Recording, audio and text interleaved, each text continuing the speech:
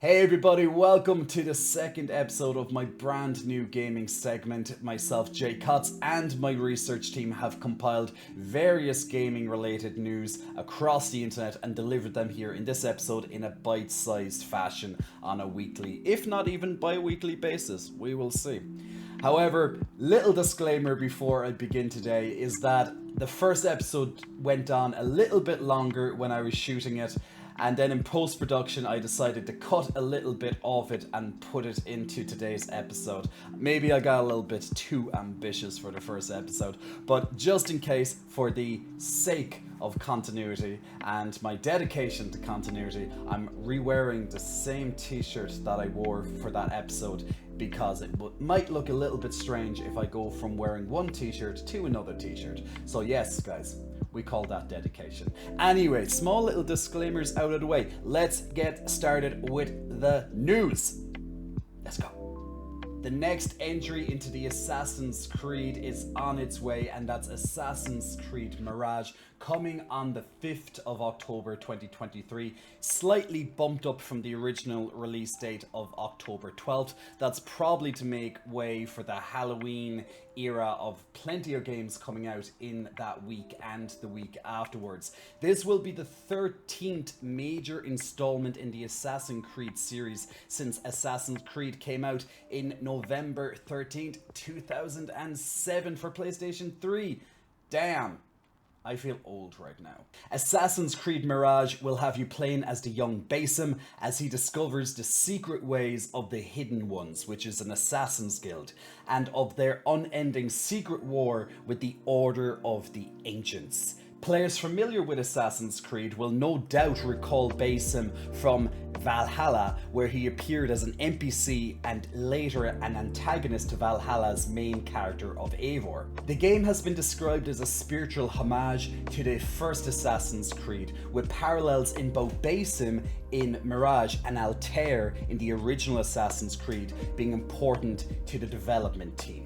The World and Quest director has stated that this will be more of a return to the original Credo compared to the more open world RPGs such as Assassin's Creed Odyssey, Valhalla, or even Origins, and is said to have a far more linear storyline and gameplay. Not much is yet known or confirmed about the overall main storyline or narrative, besides a couple of little gameplay bits of information, at least at the time of writing. However, there have been some promising observations, such as the return to the parkour travel system, or even a new feature for the enemy's archers, which puts your eyes in the sky eagle companion, Enkidu, at risk of being spotted and shot down. And unlike any of the previous main titles in the series, Assassin's Creed Mirage also features no returns to the modern day game narrative outside the Animus. Orospina, the confraternity of embroiderers. Benedicta, of the confraternity of endless orison. Odon, of the confraternity of salt. Lesmes, of the confraternity of incorruptible flesh. All under the dictate of the oldest penitent, Eviterno, father of the penitents. Now moving on swiftly to another gaming release which just occurred last week, we have Blasphemous 2, a brilliant sequel, a brilliant addition to follow up the previous title which released about 5 or 6 years ago at this stage, and this has been developed by the Game Kitchen and published by Team 17. It's currently sat at a respectable 86 on Metacritic, so let's dive into this one and the penitent one. I actually covered this on my YouTube channel as one of my reviews, which I really need to get back and start doing reviews again. Maybe bite-sized reviews, but we'll think about that. Keep that as a maybe for now, or maybe every so often I might just jump in and do a review of a game that I really liked, or maybe that I really disliked. Either way, you're going to know. If I do it, I do it. Anyway, let's jump into some Blasphemous 2 news. It features a similar game length as the first, but noticeably improved the direction and storytelling, while keeping it familiar with eerily creepy art and sometimes grotesque design with nice nods and Easter eggs to the original. The Game Kitchen obviously took feedback from the first game to heart and pretty much advanced and added to each system and added new methods of platforming, customization to your combat style with statues and multiple weapons, and skill system far less monotonous than the first game, with the only weapon being the mea culpa. However, enemies were reused a lot in this game, only with different variants such as elemental damage they may use or other minor changes. Even some enemies from the first game made a return here as well. They paced the platforming and combat very well, I felt, and overall the skill curve as the game advanced. However, one of my noticeable complaints about this game, and that's maybe my fault due to having some better reflexes while playing the game myself, is I felt that some of the later bosses were a little bit on the easy side in comparison to the beginning bosses, especially as it opened up more with the amount of abilities and amount of options that I had available to me at the same time. But I guess this is not all too dissimilar from my previous experiences of Dark Souls and Dark Souls-like games, because what I've noticed with Dark Souls and Dark Souls-like games is that sometimes the skill curve can be a little bit all over the place, which does beg the question, did the developers properly tune it? We always will have those infamous bosses that were just a little bit too easy, or to the extent that they were just, you know, free loot pinatas, and we don't know what the developer's intent was with that particular one. But it is very noticeable in Blasphemous 2, whereas I think in part 1 it was a little better handled. I'm not really sure why the ball was dropped here. However, I guess everyone is going to have a different opinion. I'm sure we've all looked at an article of the top hardest bosses in a particular game before, or we're reading forums where people have different opinions on who their hardest boss is or who their easiest boss is, and everyone will be back and forth being like, man, how the hell did you get stuck on that boss? Got him on my first try, I one-shot him. And then someone else would be like, I've literally been spending 5 hours and I just cannot kill this dude. You know, so everyone is going to be a little bit different. Now, what I did like is that the bosses and the NPCs changing as your journey progresses really make this game stand out. Bosses are grotesque as ever, and some of the NPCs get some very, very strange and a little bit disgusting as time goes on too. I'd rate the game difficulty roughly on par with the first, but with overall better execution on the bosses. Although there can be a lot of backtracking to open up new areas or secrets with new abilities, I found this exciting, just marking on the map a place to come back to for the future to make the journey to 100%ing the game even easier in the long run. This truly is how a sequel should be done. Take what worked in the original and try expand on the core mechanics and elevate them while mixing in some new designs to keep things exciting and fresh. Whether there will be a final outing for our penitent one or not, I guess we will see in a couple of years, but if anything like the first game, there will be multiple DLC coming out in the next couple of months or over the next couple of years. I believe the final DLC update for the original Blasphemous, which I think came out in 2017, the last update I believe was in 2021, so it's very possible. Now, the studio was smaller back then, so maybe things will pick up a little bit faster this time, but hopefully we will have multiple DLC to enjoy, and we'll have a lovely good blood slashing time as we hack and slash our way through more devious levels, new monsters, hopefully new challenges, and even a couple of new bosses to slay along the way as well. But we'll see on that one. And just once again, having a quick mention of the Metacritic score, we have a very respectable 86 with a high respected 8.5 user score currently as of this recording. And noting that Blasphemous 2 is not for the faint of heart. The battles can be difficult at times to a controller breaking level. There was one boss in particular that I wanted to do that. Actually, maybe there was two. but the rest were more or less fine. But that was for me. However, if you're a fan of the stresses and strains found in Souls-like games and are willing to learn the moves inside out, then this Metroidvania will reward you with beautiful finishing kills and adrenaline-filled boss fights. So that's it from Blasphemous 2. Well done to the Game Kitchen and to Team 17 for producing this really, really good follow-up. As I mentioned, our perfect sequel to an already great game. Let's see if there will be a Blasphemous Part 3. We're moving on to some Phasmophobia Ascension update patch notes news, where a large patch was released for the game on August 19. This major patch revamped the leveling system, progression and new items, but after 8 months, could they really live up to the hype they created for themselves? Several small patches were released after the release of the Ascension patch because there were some issues,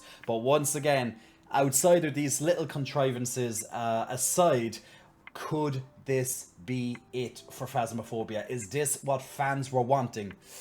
Well, we are about to find out.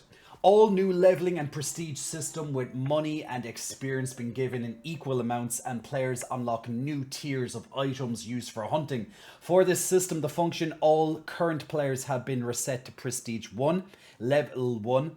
New players, however, will begin at Prestige 0, Level 1. This is exactly from the developers themselves. All players, including returning players, are forced to unlock all items not essential to figuring out ghost types, but useful for the hunt. Crucifixes, sanity medication, firelight, all higher tiers of items, etc. Now, some items have been made consumable, meaning they will have to be repurchased after use in a game. Players were not expecting a complete reset of progress upon the update, and the reaction has been somewhat negative on the player base. Clicking on the Steam reviews of the game now shows a list of numerous negative reviews about the update and complaints on how the game runs post-update. One such Steam review from Tat says that he removed his positive review after the newest update for a multitude of reasons, and that he'll switch it back to positive once they've been mostly addressed. Another Steam review from the user called Dusk, that all the unlocks or money I had got reset and I didn't get compensated. A number badge doesn't count. As mentioned at the start of this article, that there were multiple small updates to address most of the bugs that were created after the update went live, but users are still finding it frustrating or even game-breaking bugs as they continue to play. The most frustrating are those affecting and breaking the evidence and ghost type players found and report in the game, which is the main goal of the game. Now, having a little bit of a look at some of the reviews here, as we can see, just taking a couple of negatives after people spending many hours online here. One, just to quickly just go through some of these. Wish they spent more time on new encounters instead of items for the update. I was really hoping it would make the game fun and more lively again. The game runs really poorly since this new update. My group had played this game for over 100 hours with next to or no lag or optimization issues. Now we're lagging out when we turn on flashlights. As you can see, the vitriol currently in the community is not good. There's been several concerns, and check out the Steam reviews for more of these as well, because apparently, according to this person here, that the new update is extremely tedious, needlessly tiered items. Everything is now level locked, which is a great disappointment for someone who has invested hundreds of potentially hours into this game, only to find things that they once could use, they cannot use it any longer, or maybe things that they could use a lot more freely in the past, now they only have limited consumables. Sometimes these things can definitely help a game in the long run, but at least from what a lot of users are saying on Steam at the moment, this is definitely not a step in the right direction and is definitely a regression in terms of the game quality. World of Warcraft, or WoW for short, is a very special game close to my heart. due to the fact that it was my first MMO RPG that I've played consistently for many years in a row, until ultimately starting to take breaks or even just purchasing an expansion, playing for a month, and then stopping, which has happened over the past several expansions. However, WoW has had many changes over the years, some for the good, some for the not so good. However, today I'm going to be bringing two separate news segments regarding WoW, as it got some serious changes. On November 23rd, 2004, Blizzard Entertainment released the original World of Warcraft to the masses, and forever changed the MMO landscape as we know it. Flash forward to 2019, August 26th to be precise, the World of Warcraft Classic, based on the original World of Warcraft, brought players back to the original version of Azeroth, where players could take part in all the original quests with some slight alterations to the gameplay. Flash forwarding once again to 4 years later, and a brand new gaming mode inspired by the World of Warcraft hardcore community, Blizzard Entertainment have released hardcore servers.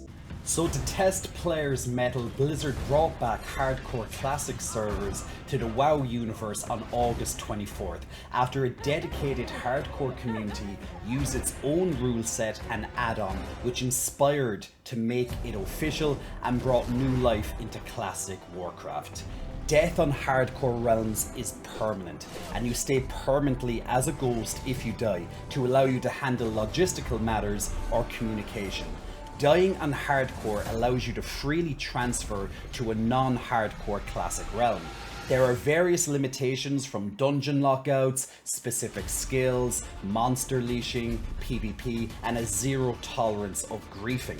You can also duel to the death and gain a buff for each player you kill, or if you run away from such a duel to the death, you will gain a 3-day coward debuff, and that's 3 days of real time. So if you ever played WoW back in the day, or even when they re-released Classic, this could be an adrenaline-fueled experience like no other. And on the 5th of September, just under 2 weeks after Hardcore released, the Firelord Ragnaros in Molten Core, the first multi-boss 40-man raid ever in World of Warcraft, was taken down by a guild called Frontier without a single death. I wish them good luck to see if they can do this to the other raids.